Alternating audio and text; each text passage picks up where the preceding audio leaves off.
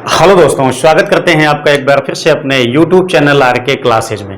दोस्तों हम लोग यहाँ पे इलेक्ट्रोमैग्नेटिक इंडक्शन, जिसको कहा जाता है विद्युत चुंबकीय प्रेरण, उससे रिलेटेड हम यहाँ पे कुछ क्वेश्चन लिए हुए हैं, जिससे दोस्तों आपका जो न्यूमेरिकल पोर्शन है इसका, उसमें जो भी आपके डाउट हैं बहुत ही सिंपल तरीके से यहाँ पे क्लियर हो जाएंगे।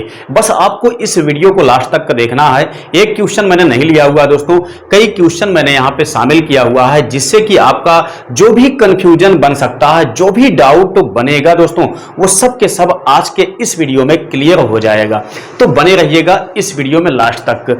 तो आइए हम लोग देखते हैं। दोस्तों मैं आपको बताना चाहूंगा कि ये आपका यूपी बोर्ड क्लास 12 की फिजिक्स है, ठीक, फिजिक्स पार्ट 1 है ये, यानी फर्स्ट वाली फिजिक्स है। उसमें दोस्तों आपका जो इलेक्ट्रोमैग्नेटिक इंडक्शन नामक लेसन है, लास्ट में उसी का क्वेश्चन मैंने यहाँ पे शामिल किया हुआ है। इसका दोस्तों जो थ्योरेटिकल है, ठीक है, उसका वीडियो मैंने पहले से अपलोड किया हुआ है। आपने नहीं देखा है, किसी भी टॉपिक में आपको कंफ्यूजन लगती है, तो आप लोग इस वीडियो के प्लेलिस्ट में जाके उन सभी वीडियो को देख सकते हैं। ठीक है, तो आइए इस टॉपिक को देखते हैं। दोस्तों हमारे पास यहाँ पे ऐसे कई सवालें आती हैं जो एग्जाम में, जहां पे बच्चों को काफी ज्यादा कंफ्यूजन होती है, इसलिए वो सवाल को सॉल्व नहीं कर पाते हैं। लेकिन आज का ये वीडियो आपके कंफ्यूजन को दूर करने के लिए ही मैंने लिया हुआ है, डिफरेंट टाइप के क्वेश्चन। तो देखते हैं सबसे पहला क्वेश्चन में कहा गया है, एक प्रेरकत्व कुंडली में 0.2 सेकंड में, यानी कि 0.2 सेकंड में धारा शून्य से बढ़कर 5 एम्पियर हो जाती है। ठीक है, मतलब एक कुंडली है, कुंडली में 0.2 सेकंड में धारा जो है वह शून्य से बढ़कर 5 एम्पियर हो जाती है। ठीक है, अगर फिगर बनाऊं दोस्तों तो आप लोग ऐसे देख सकते हैं। यहां पे हमने एक कॉइल ले लिया है, ठीक है, यहां पे आप सर्किट लगा, मतलब सब कुछ लगा दीजिए, चाहे तो इसमें बैटरी लगा दीजिए, उसके बाद दोस्तों आप इसमें स्विच लगा दीजिए, ठीक है, जो भी आप चाहें इसमें लगा सकते हैं। अच्छा, इसमें देखिए विद्युत वाहक बल होता है। अब देखिएगा, ध्यान दीजिएगा, हमने क्या काम किया, कहा गया है इसमें 0.2 सेकंड में धारा शून्य से बढ़कर 5 एम्पियर हो जाती है। ठीक है, वेरिएंट किसमें हुआ है? वेरिएंट दोस्तों इसमें धारा में हुआ है। धारा जो है परिवर्ती है, ठीक है ना, धारा परिवर्ती है। कितने में? ध्यान दीजिएगा, 0.2 सेकंड में। टाइम जो गैपिंग है या टाइम जो डिफरेंट है, यानी समयांतराल जो है आपके पास 0.2 सेकंड है। तो समयांतराल को दोस्तों हम लोग डेल्टा टी से दर्शाते हैं। तो डेल्टा टी की वैल्यू दिया गया है 0.2 सेकंड। ठीक है, आगे क्या कहा गया, धारा शून्य से बढ़कर 5 एम्पियर हो जाती है। धारा में वेरिएशन होता है, धारा शून्य पहले थी, ठीक है ना, शून्य से बढ़ के बाद में कितना हो गई है, 5 एम्पियर हो गई है। तो धारा में तो वेरिएशन है, तो इसके लिए भी हमको यहां पे डेल्टा आई लगाना पड़ेगा। डेल्टा आई इज इक्वल 5 से, देखिए शून्य से 5 हो रही है, मतलब 5 में हमको 0 घटा देना है। तो फाइनली आपके पास धारा कितनी बची हुई है, 5 एम्पियर यहां पे बची हुई है। ठीक है, आपको सामग्री दोस्तों यहां पे निकालना होता है। मतलब ये हुआ कि क्या क्या चीजें इसमें दी गई है। यदि आप उसको निकालना सीख जाते हैं, फार्मूला आपके पास याद है, कोई दिक्कत नहीं होगी, बहुत सिंपल तरीके से आप सवाल को सॉल्व कर पाएंगे। लेकिन ज्यादातर बच्चों को दिक्कत कहां पे आती है, जो यहां पे मान दिया गया होता है दोस्तों, उसका पता लगाने में दिक्कत होती है कि कौन कौन से वैल्यू दी गई है, कौन कौन सा मान दिया गया है, ये उनको नहीं पता चल पाता है। ठीक है, तो जहां भी सेकंड टाइम कह दे दोस्तों, जहां पे सेकंड कह दे वो टाइम आपका हो गया, जहां पे धारा कह दे वो आई का मान हो गया। ठीक है ना, अब देखिएगा इतना हो गया। आगे क्या कहा गया है, जिससे 20 वोल्ट का प्रेरित विद्युत वाहक बल उत्पन्न होता है। ठीक है, तो प्रेरित विद्युत वाहक बल को दोस्तों ई से दिखाया जाता है। ई कितना उत्पन्न होता है, 20 वोल्ट उत्पन्न होता है। ये हमारा हो गया। आपसे क्या पूछा, कुंडली का स्वप्रेरण गुणांक ज्ञात कीजिए। दोस्तों यहाँ पे प्रेरण गुणांक आपके 2 टाइप के होते हैं, दोनों आपको याद रखना है, नहीं तो आप कंफ्यूज हो जाओगे।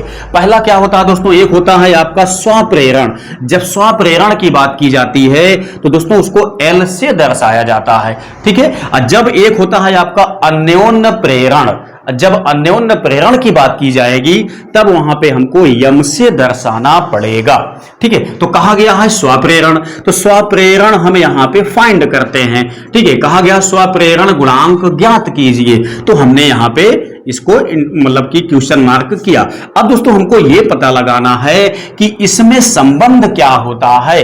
ठीक है, मतलब delta T I L E में संबंध क्या होता है ये आपको पता होना चाहिए। देखिए संबंध क्या होता है, सिंपल सा बात देखिए, एल इक्वल होता है दोस्तों E upon delta I upon delta T. ठीक है, ये होता है रिलेशन इन सभी में। यही संबंध आपको इसमें यानी कि अन्योन्य प्रेरण में भी देखने को मिलेगा, इसीलिए दोनों के दोनों एक जैसे हैं, कोई दिक्कत नहीं है। एक हमारा याद है तो अगला वाला आसानी से याद हो सकता है। तो हमें क्या निकालना है दोस्तों, हमें यल की वैल्यू ही तो निकालना है, तो बिल्कुल सिंपल निकलेगा। ध्यान दीजिएगा, एल इज इक्वल यहां पे देखिए ई विद्युत वाहक बल आपके पास कितना दिया गया, 20 वोल्ट दिया गया है, तो हम 20 लिखेंगे। डेल्टा आई का मान कितना दिया गया है, डेल्टा आई ध्यान दीजिए, डेल्टा आई की वैल्यू आपके पास 5 एम्पियर दी गई है। बटे में दोस्तों क्या है, डेल्टा टी है, बटे में डेल्टा टी देखिए यहां बटे में है तो ये वाला अंश पे भाग जाएगा, तो हम डेल्टा टी की वैल्यू अंश पे लिखेंगे। तो डेल्टा टी कितना है, 0.2 सेकेंड दिया हुआ है। ठीक, तो आगे देखते हैं, 5 चौका 20, ये कट गया आपका। आगे क्या आता है ध्यान दीजिएगा, 4 दूनी 8 दोस्तों, यहां पे 0.2 है, इसका मल्टीप्लाई आप लोग कीजिएगा, तो इस बात को ध्यान रखना।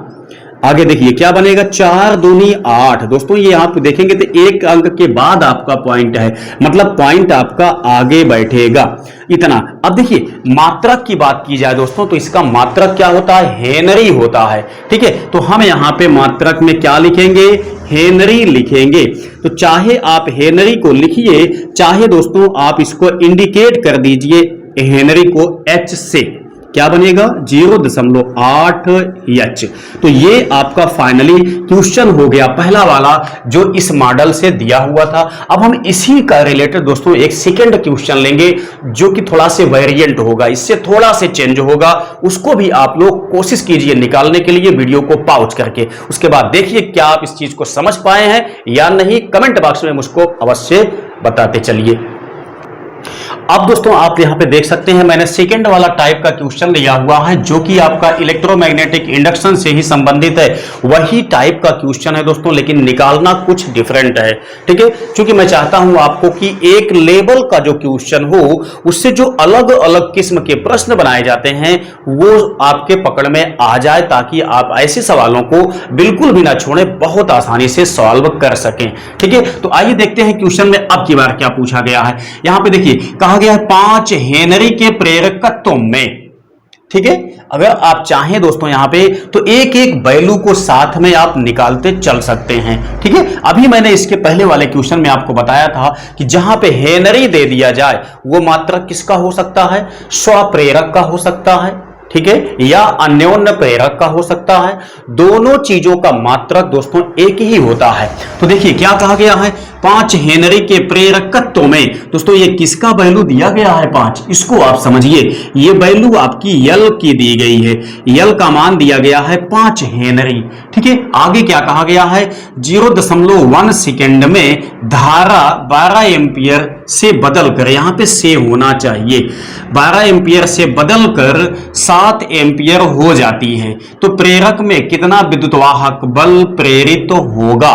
ठीक है, यहां पर भी दोस्तों क्या है, 0.1 सेकेंड के समयांतराल में धारा में वेरिएशन है। धारा आपका 12 एम्पियर से बदल करके 7 एम्पियर हो जाती है। ठीक है ना, धारा में यहां पर भी वेरिएशन है।